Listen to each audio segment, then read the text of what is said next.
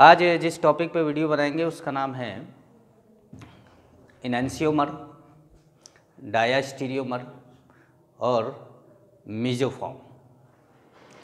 देखो, इनैंशियोमर, डायास्टीरियोमर, मेसोफॉर्म जानने से पहले आपको ये जान जाना चाहिए कि कोई कंपाउंड ऑप्टिकली एक्टिव है कि नहीं है।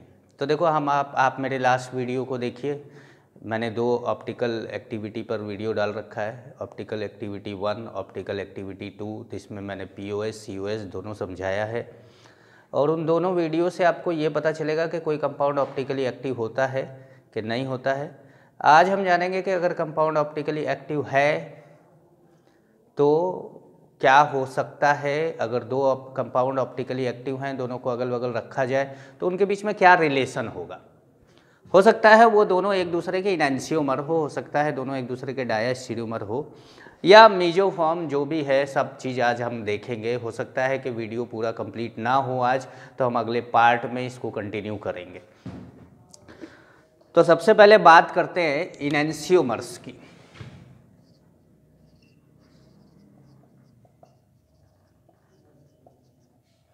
इनैंशियोमर्स होते क्या हैं, अगर आप डेफिनेशन लिखना चाहें तो लिख सकते हैं।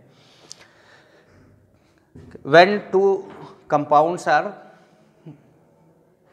two optically active compounds are mirror image to each other but non superimposable, then they are called enantiomer to each other। 2 optically active compound होने चाहिए, दोनों ही ऑप्टिकली एक्टिव हों और दोनों लगे क्या, एक दूसरे के मिरर इमेज, दोनों एक दूसरे के मिरर इमेज लगे और नॉन सुपर इम्पोजिबल हो, तो इसका मतलब है कि वो एक दूसरे के इनैंशियोमर हैं। जैसे एक एग्जाम्पल लेते हैं, एक नॉन एग्जाम्पल लेकर आते हैं। इस कंपाउंड का नाम है लैक्टिक एसिड।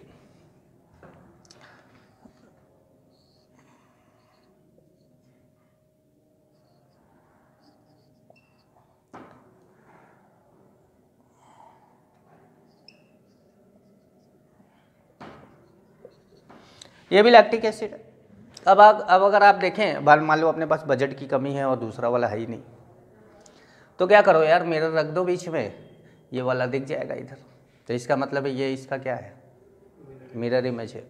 अक्सर आपने किताबों में देखा होगा कि यहाँ पर मिरर लगाकर एक ऐसे बनाकर इस तरफ कंपाउंड बनाते हैं। तो इसका मतलब ये नहीं है कि ये इसका एक मिरर इमेज बना देते हैं। एक्चुअली में क्या है, वो ये शो करना चाहते हैं कि ये 2 रियल कंपाउंड है, लेकिन पहला वाला कंपाउंड दूसरे वाले कंपाउंड का मिरर इमेज लगता है। अब इसको उठाकर इसके ऊपर रख दो, इसको उठाकर इसके ऊपर रख दो, OH आ जाएगा किसके ऊपर, H के ऊपर। इसका मतलब सुपर इम्पोज नहीं कर रहे हैं। अगर OH के ऊपर और H के ऊपर आता तो सुपर इम्पोज होता। यहाँ पर OH के ऊपर नहीं आ रहा है, इसका मतलब है कि ये सुपर इम्पोज नहीं हो रहे हैं। अगर मिरर इमेज हो और वो सुपर इम्पोज हो जाए तो एक्चुअली वो आइडेंटिकल है, वो 2 अलग अलग कंपाउंड नहीं है। तब वो क्या है, आइडेंटिकल है, वो 2 अलग अलग कंपाउंड नहीं है। तो कभी भी अगर आपको 2 कंपाउंड मिलता है, कोई भी 2 कंपाउंड मिलता है, तो उनके बीच में रिलेशन अगर आपको देखना है तो आपको ये चेक करना होगा कि दोनों एक दूसरे के मिरर इमेज हैं कि नहीं। जैसे मान लीजिए कि कई बच्चे मुझसे ये भी कहते हैं कि सर, हमको अगर मिरर इमेज समझ में ही ना आए तो कंपाउंड को उल्टा पुल्टा कुछ टेढ़ा मेढ़ा करके दे दे और हमको यही ना समझ में आए कि सर ये कंपाउंड मिरर इमेज है। जैसे आपने तो मिरर इमेज बना दिया और समझा दिया, लेकिन हमको अगर यही ना पता चले कि ये कंपाउंड मिरर इमेज है या नहीं है, तो हम कैसे जानेंगे। तो जैसे मान लो कि तो उसका एक कॉन्सेप्ट है, जिस कॉन्सेप्ट को आप राइट डाउन कर सकते हैं, लिखो लिखो। when 2 compounds have same set of chiral center when two compounds have same set of chiral center with just opposite configuration, then they are enantiomers to each other. अब जैसे example लेकर मैं आपको बताता हूँ। जैसे ये एग्जाम्पल मैंने एक ले लिया और दूसरा एग्जाम्पल मैंने ले लिया H ले लिया, OH ले लिया, CH3 ले लिया और COOH ले लिया। एक और कंपाउंड बना दिया। यहाँ पर मैंने COOH ले लिया, यहाँ पर OH ले लिया, यहाँ पर H ले लिया और यहाँ CH3 ले लिया। मैंने 3 कंपाउंड बनाए आपस में, 1, 2 और 3।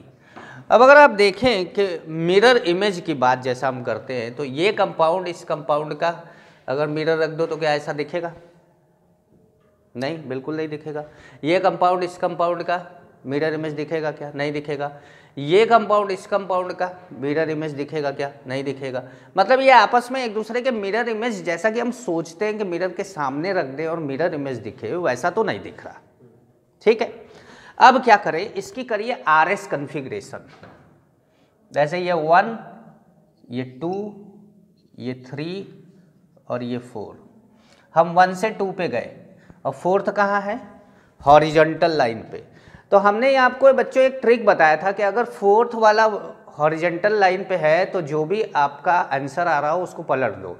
जैसे ये एंटी क्लॉकवाइज जा रहा है, S आना चाहिए, तो बोल दो क्या है? R है। अब यहाँ पर H कहाँ है? हॉरिजॉन्टल में। ये हो गया 1, ये हो गया 2, ये हो गया 3, ये भी किधर जा रहा है? Anti clockwise. तो आंसर पलट दो, क्या हो जाएगा? R। अब ये हो गया 1, ये हो गया 2, ये हो गया 3, H फिर हॉरिजॉन्टल में 1, 2, 3, जो आ रहा है आंसर को पलट दो। R आ रहा है तो क्या कर दो? S कर दो। तो अब अगर आप देखें तो पहला वाला दूसरा वाला दोनों ही क्या है? आइडेंटिकल है। जबकि आपको देखने से नहीं लग रहा होगा, आपको लग रहा होगा कि सब 2 स्ट्रक्चर अलग अलग लग रहे हैं, लेकिन फर्स्ट एंड सेकंड क्या है? आइडेंटिकल। सेकंड एंड थर्ड क्या है? सेकंड थर्ड RS है, डिफरेंट कन्फिग्रेशन। ये क्या है? इनैंसियोमर्स। और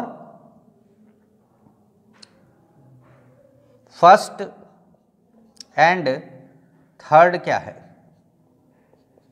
फर्स्ट एंड थर्ड RNS क्या है एक दूसरे के? इनैंसियोमर्स। ठीक है भाई, लिख डालो।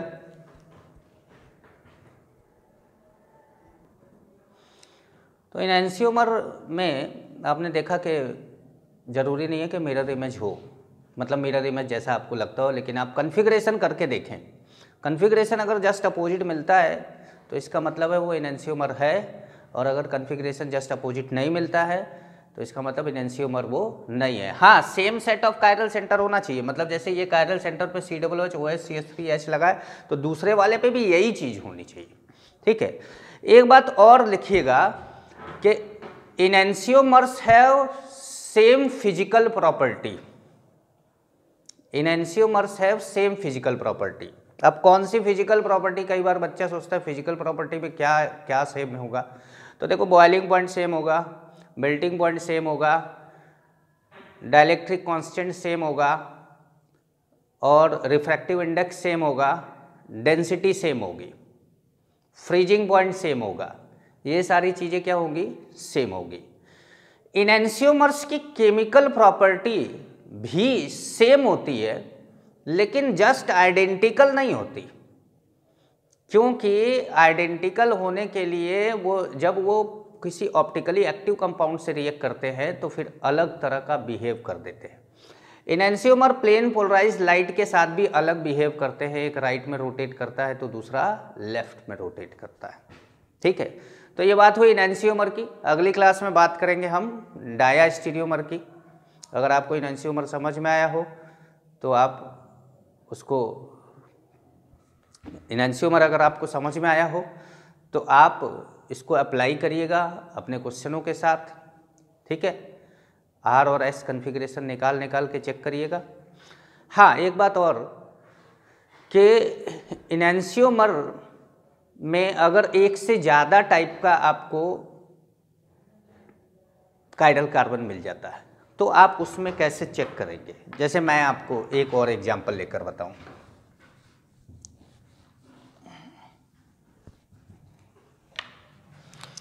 जैसे हमारा एक कार्बन, एक कंपाउंड हमने ले लिया Cl Br OH CH3H और यहाँ पर रख दिया हमने NH2 रख दिया, चलो। और एक दूसरा कंपाउंड लिया, यहाँ पे रख दिया Cl OH Br, यहाँ पे रख दिया NH2, नहीं, हाँ ठीक है। तो ये जो है हम ऐसे बना दिए। अब इसके बाद हमने RS कन्फिग्रेशन इनका देखा। जैसे ये सबसे हाईएस्ट प्रायोरिटी का है, ये 1 है, ये 2 है और ये क्या है 3, 1 2 3। फोर्थ वाला का है वर्टिकल में, तो हमारा वर्टिकल में है जो आएगा हम वही लिख देंगे 1 2 3। ये क्या आ रहा है, ये लिख दिया R। यहाँ पे 1 2 3, ये भी क्या आ रहा है R। यहाँ पे 1 2 3, ये क्या आ रहा है S। और यहाँ पर 1 2 3, ये क्या आ रहा है S, क्योंकि H हॉरिजॉन्टल में है, जो आ रहा है उसका उल्टा कर देंगे। अब देखो ये R R आया और ये क्या आया S S आया। क्या आया, जस्ट अपोजिट। जस्ट अपोजिट आने का मतलब है कि ये दोनों एक दूसरे के इनैंशियोमर हैं। लेकिन अगर आप देखें मिरर इमेज की बात करें कि सर मिरर इमेज, तो देखो बेटा ये वाला मिरर इमेज लग रहा है लेकिन ये वाला मिरर इमेज नहीं लग रहा है। देखो यहाँ पर H है, यहाँ पर CH3 है, मिरर इमेज नहीं लगा, मिरर इमेज नहीं है। उसके बावजूद भी मतलब मिरर इमेज जैसा नहीं दिख रहा, लेकिन फिर भी ये एक दूसरे के इनैंशियोमर है। तो इनैंशियोमर देखने के लिए आपको हमेशा क्या करना है कि RS कन्फिग्रेशन करनी है। इस RS कन्फिग्रेशन से आपको ये चेक करना है कि इधर RR है तो इधर SS हो, इधर RS है तो इधर SR हो, इधर SR है तो इधर RS हो और इधर SS है तो इधर RR हो। अगर ऐसा मिलता है आपको तो समझ लीजिए कि इनैंशियोमर है, ठीक है। नेक्स्ट क्लास में हम डायास्टीरियोमर की बात करेंगे। डायास्टीरियोमर मेसोफॉर्म, वीडियो बहुत लंबा बन जाएगा अभी, तो हम डायास्टीरियोमर मेसोफॉर्म की बात करेंगे। और आपको अगर वीडियो पसंद आया हो तो आप इसको लाइक करिए, शेयर करिए, सब्सक्राइब करिए। मेरा